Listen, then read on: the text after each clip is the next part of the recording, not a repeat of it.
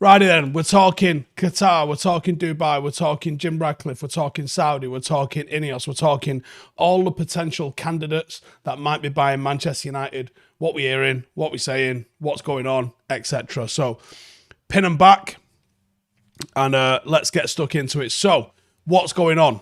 Romano's come out and said there are 3/4 groups that are keen on buying United. You've got Radcliffe that we're aware of. Qatar seems to have come to the fore realistically. Dubai has been mentioned a lot. Both Dubai and Qatar I was getting wind of while I was in Qatar actually. And there was some conversations about Jim Radcliffe flying about in the mixer as well. There has been a deadline set of the 17th of February, which is next week. Martin Ziegler from the Times has come out and said insiders insist serious interest in buying United is more limited than the Glazers had hoped. Yeah, because they was trying to do the heist of the century. They're going to walk out after rinsing the... They've basically bled the place dry and are going to walk off with billions cash. The present price tag is somewhere between 6 and 8 billion. Don't know where they're getting that from with the debt that they've got and all the rest of the things that they need to try and figure it out. Documents circulated by the Rain Group, the New York-based bank that are managing the sale for the Glazers, state that potential buyers have until Friday, February 17th to table their offer. There are some American investors, as well as claims of bids from UFC from Singapore and China, as well as those that we're aware of with basically half the Middle East. So let's look into them a little bit then, shall we? And let's get into the mix with Qatar first and foremost, because that seems to be one that's making the most headlines in that at the moment. So Ziegler's come out and said a fund linked to the Qatari royal family has expressed an interest in buying United with a bid now under consideration before next week deadline for interested parties. Qataris have made direct conversations with everyone at Old Trafford. Mike Keegan in the Mail has said that the Qataris are confident there will be no issues presented by the Qatari Sports investment ownership of PSG. The group that's bidding for United are seen as entirely separate from the QSI, and the money would be from an individual fund rather than a sovereign wealth fund. Sky are saying that Qatar's sovereign wealth fund, which is in total opposite to what Mike Keegan is saying, is exploring buying a minority stake in a Premier League club with interest in United. Jamie Gardner from Press Association has said sources are aware of discussions and say that a full takeover by anyone connected to Qatar is out of the question, as QSI remains committed to the ownership of PSG, and QSI is a subsidiary of the Qatar Investment Authority, which is their sovereign wealth fund. So basically, no one's got a pissing clue what's going on there with Qatar. Some people saying not connected, some people saying it is connected. And David McConnell from the Mirror has said that the Emir of Qatar, Sheikh Tamim bin Hamad Al Thani, is committed as an MUFC fan and has been advised in recent months by his financial consultants to consider investing in the area around Old Trafford. Well, why not actually Old Trafford? I'll give you my thoughts on all of these at the end. Jim Ratcliffe. Bloomberg are saying Jim Ratcliffe has hired JP Morgan Chase & Co. and Goldman Sachs to advise him on a bid for Manchester United. Ratcliffe appears to be serious. He stated his interest publicly and early, and I think that suggests this. Could the PSG conflict mean that a takeover from Qatar isn't possible? Would footballing bodies get involved and try and do this? You know, if it is someone on behalf of the sovereign wealth fund of PSG, is there a Manchester City style workaround that they might figure out here? Oh, look, it wasn't them that bought us. It was his company. Is your dad? Yeah.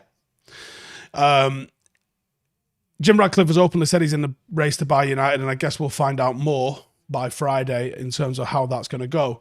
Radcliffe's draw from the fans is the fact that he is not a sovereign wealth fund, and I will get into the difference between that a little bit later on. And he's not linked to one. Supposedly he's a United fan, although he tried to play that down and ham up the Chelsea one when he was in the mix for trying to buy Chelsea, and that's all gone away, and now he's back to being a United fan. And it gives the impression that he'll run the club well, but his personal wealth is I mean, nobody's matches the Emiratis. And also, we've seen what's happened at Nice. Not exactly the blueprint of what you'd like to happen at United.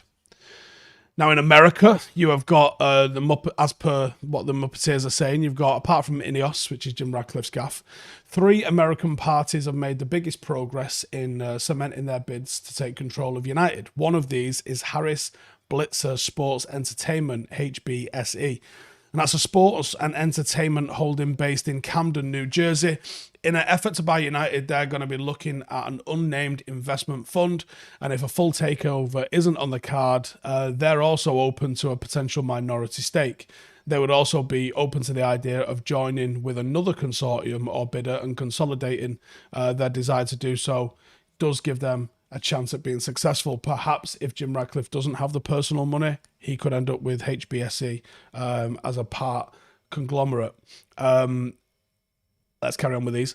A source suggests that a partial bid with another investor might be preferable to going in with the current owners, the Glazers, as a minor partner. So in a nutshell, if there's a couple of people that are looking at minority stakes, have they got enough between them to just get rid of the Glazers and take the minority stake with a new owner rather than the clowns that currently own us? The other American bidder is the co-chairman of Bain Capital, which is the co-owner of Boston Celtics, Steve Pagluka. And like HBSE, Pagluka is also supported by an unnamed investment fund. Pagluka was involved in the Chelsea sale, but he eventually lost out to Todd Boehly and Clear Lake Capital. Could he be already a rival of Todd Boehly's, and would he want to blow him out of the water for losing out on Chelsea to him? That could get interesting. Then you've got Saudi. A couple of months ago, Saudi Sports Minister Prince Abdulaziz Turk Al Faisal came out and confirmed to Sky Sports that he wants Saudi investors to invest in Manchester United, but private investors. The talks with Saudi Arabia have been a lot quieter, really, in contrast to what's going on with both Ineos, Ratcliffe, and Qatar. But there is a chance. And again, there's so much money in Saudi that it wouldn't surprise me if there was several individuals with the cash just behind a sofa to be able to just dip in and buy United this afternoon. As a sovereign wealth fund, it'd be far more difficult for Saudi to own United than even Qatar because of Newcastle, so it's got to be private investors. The Prince also told the BBC that we would definitely support any private sector bid that comes in because we know what's going to reflect positively on sports within the kingdom. And then Dubai and Abu Dhabi, something going on with that. Both different Emiratis within the nation states of the United Arab Emirates, which a lot of people got confused. The Emirate is a land under jurisdiction of the Emir, which is basically the king, and the different states within them act a little bit like, maybe like the states within the US, perhaps a little bit. The Dubai investment could be coming through the Emir's son, a guy known as Fazza, Hamdan bin Hamed Al Maktoum, who is the son of the Emir. He's the crown prince, son of Mohammed bin Rashid Al Maktoum, and his dad is vice president, minister of sports, and the prime minister of the UAE and the ruler of Dubai.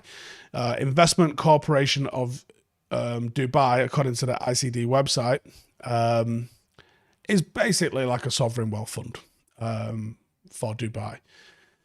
And it could be that Faisal and his dad could run things very similar to the way it's run at Manchester City. City is owned by City Football Group, a company that is owned by the Abu Dhabi United Group, which is United Arab Emirates based private equity company. It's owned by Sheikh Mansour and members of the Abu Dhabi royal family. You could see Fazza being that guy that takes on the Sheikh Mansour role, should it be Dubai that take us over. Why could that happen? Well, there's been reports that numerous reports, and there was literally talk of it while I was in Dubai, and some of the people that I know from the Middle East was telling me that there's a lot of talk locally that actually they're bidding, and this was weeks ago. It seems like investors could be private investment, rather than public wealth fund. There's so many ways this can carve up, and the limited stuff that I'm hearing, I'm not hearing a lot, and I'm only hearing that people are interested. I have no idea what sort of money anybody involved with this has got. So I don't know what lengths they're prepared to go to. I just know of a couple of people that are putting bids together. Now, that they might be putting together a £30 million bid, which of course is going to get laughed at and moved on to the next one. But that's all I know. In terms of my thoughts on any of these people owning Manchester United, I do not want to be owned by a sovereign wealth fund. I don't care what country would own Manchester United. I don't want Manchester United used as a sports washing pawn for a country. I don't give a toss if there's a super rich Qatari, super rich Saudi, super rich Emirati, super rich guy from Singapore, from China, from America, or from fucking Failsworth. I don't give a toss. If he's a United fan, that'll do for me. But there's a massive difference in being the plaything of a nation state. I do not believe nation states should own football clubs. And I know a lot of people are like, better than the Glazers. No doubt. No doubt. But there's got to be more to it than that. And I don't want the football club that I love, the football club I believe stands for a lot of very, very positive traits in the sport, to just be another one of these clubs that has sold its soul to a sports washing entity. That's my belief. You can agree with that. You can disagree with that. I ain't changing my fucking view. It's as simple as that. Ultimately, I believe football should be owned by the fans. That is what I believe in. It should be owned by the community that supports it and actually cares for it. However, I understand that's a massive pipe dream. When you're talking about 6 to 8 billion, you're probably not going to find someone who can do that. And I think we've been rinsed as hard as anyone's ever going to rinse a football club. The Glazers are going to walk away with somewhere in the region of 6 to 8 billion after putting less than you or I have into this football club. No one's ever going to cash out on that level again in terms of ownership, which is probably a good thing. I just want someone who cares for the club, someone who cares as deeply as you and I do, and someone who's going to treat it with the love and respect that it deserves to be treated with, and is going to want to see it succeed on the football pitch, not allow the stadium to fall behind from when, if you look at the investment 20 years prior to the Glazer takeover, what Martin Edwards achieved in 20 years was outstanding. The transformation in Old Trafford, as well as the investment into the football team and the training ground. Martin Edwards wasn't universally liked by Manchester United fans, but look at the three categories that you can judge him on. From, say, 1985 to 2005, what sort of transformation did that stadium go from? We had open end standing in the Stretford end, mismatched roofs, standing and shit seating above it to most of the ground, standing on the scoreboard side. The pitch was fucking horrific. That was what the stadium looked like in 1985. What was the training ground? It was the cliff. What was the investment into the team? Yeah? Look at the 20 years that followed from 1985 to when the Glazers bought us. And now look at the 20 years since. Since 2013, they've allowed money to be spent on the team. And we've spent a lot of money on the team. We spent nothing on the training ground. We spent nothing on the stadium. And they've only started to spend money to try and keep the sponsorship going and to keep the Champions League qualification. From 2005 to 2013, they didn't allow Sir Alex Ferguson to spend anything compared to what he was spending in the 4 or 5 years that preceded it. I just want an owner that even looks at what Martin Edwards did and said, yeah, I want to do that. And just take it that sort of way. That's what you judge a chairman on. And I don't give a shit that he cashed out at the end and sold his shares. I don't give a shit. Because what he'd done is moved the club into the next century in a big way. And a lot of people saying, Alex Reed there says, Jim over oil daddies. My worry is Jim came out and said, I'm a businessman. And that has connotations. I want someone that comes and treats this almost, I don't want Roman Abramovich, but I almost want someone to treat it the way Roman Abramovich did, where he goes, I just want to win. You come into Manchester United as a business and I don't know how you're going to make money. If you have to buy us with debt, you're not going to make money. If you're trying to think about it as a business, we're not going to be successful. It almost has to be a passion project. That's when you'll be successful. And unfortunately, that leaves you with very limited options, such as sovereign wealth funds. I just wish there was a way for fans to own this.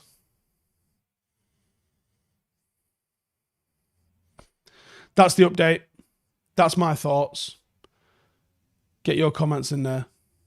Make sure to like the video. Hit subscribe. I'll catch you lot in the next one. Laters.